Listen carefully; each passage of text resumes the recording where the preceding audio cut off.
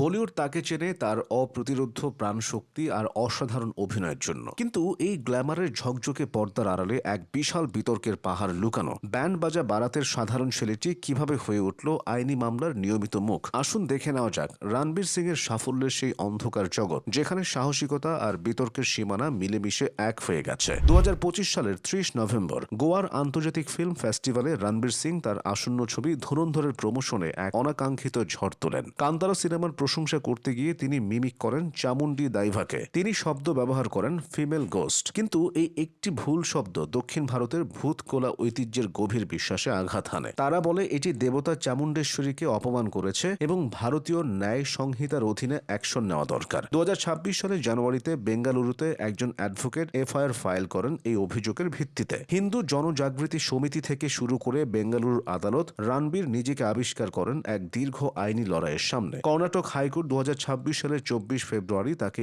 Interim relief দেয় এবং 2 March পর্যন্ত তাকে গ্রেফতার না করার নির্দেশ দেয়। হাইকোর্ট তাকে অন্তর্বর্তীকালীন স্বস্তি দিলেও প্রশ্ন ওঠে, সেলিব্রিটিরা কি সত্যিই অন্য সংস্কৃতির প্রতি যথেষ্ট সংবেদনশীল? এবার একটু পেছনে ফেরা যাক। 2022 সালে রণবীরের নিউড ফটোশুট কন্ট্রোভার্সিতে পেপার ম্যাগাজিনের কভারের জন্য তিনি সম্পূর্ণ পোস্ট দেন, যা সোশ্যাল মিডিয়ায় ভাইরাল হয়। এতে অভিযোগ ওঠে যে এটি অশ্লীলতা প্রমোট করছে এবং মহিলাদের মর্যাদা হানি করছে। একটি এনজিও এবং advocate Ashish Roy Maharashtra state commission for উইমেনে কমপ্লেন ফাইল করেন এবং বলেন এটি মহিলা এবং শিশুদের ডিগনিটির বিরুদ্ধে। চেম্বুর পুলিশ স্টেশনে এফআইআর হয় আইপিসি সেকশন 292 অশ্লীলতা, 293 যুবকদের অশ্লীল অবজেক্ট সেল এবং 509 মহিলাদের মডেস্টি ইনসাল্টের অধীনে। মুম্বাই পুলিশ তাকে ডেকে স্টেটমেন্ট রেকর্ড করে। রণবীর বলেন এটি তার বডি পজিটিভিটি এক্সপ্রেস করার উপায়, কিন্তু ব্যাকল্যাশের পর ছবিগুলো ডিলিট করার অনুরোধ করা হয়। এই ইনসিডেন্ট তার ইমেজকে বোল্ড থেকে কন্ট্রোভার্সিয়াল করে তোলে। 2015 সালের এআইবি রোস্ট ইভেন্টও তার জীবনে একটা বড় দাগ। এআইবি নকআউটে রণবীর, অর্জুন কাপুর এবং করণ জোহরের সাথে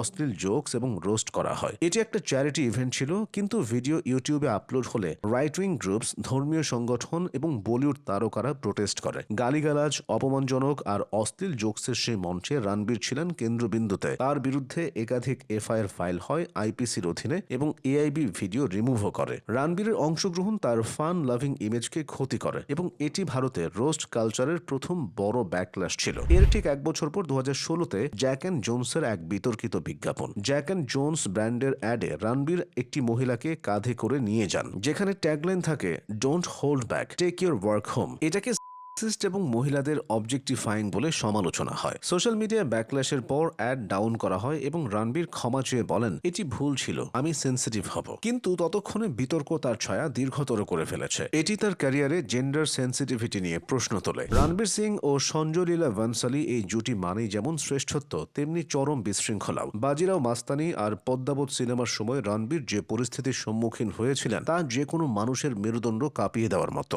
সেট ভাঙচুর থেকে শুরু করে জীবননাশের হুমকি, সৃজনশীলতা আর রাজনীতির সংঘাত রণবীরকে এক ভয়ঙ্কর অভিজ্ঞতার মুখোমুখি দাঁড় করায়। রণবীর সিং কেবল একজন অভিনেতা নন, তিনি একটি ঘটনা। তার ভুলগুলো যেমন বড়, তার ক্ষমা চাওয়ার ধরনও তেমনি সোজাসাপটা। কিন্তু আজকের ডিজিটাল যুগে, যেখানে ইন্টারনেট কিছুই ভুলে যায় না, সেখানে এই বিতর্কগুলো তার বর্ণিল ক্যারিয়ারে চিরস্থায়ী দাগ হয়ে থাকবে।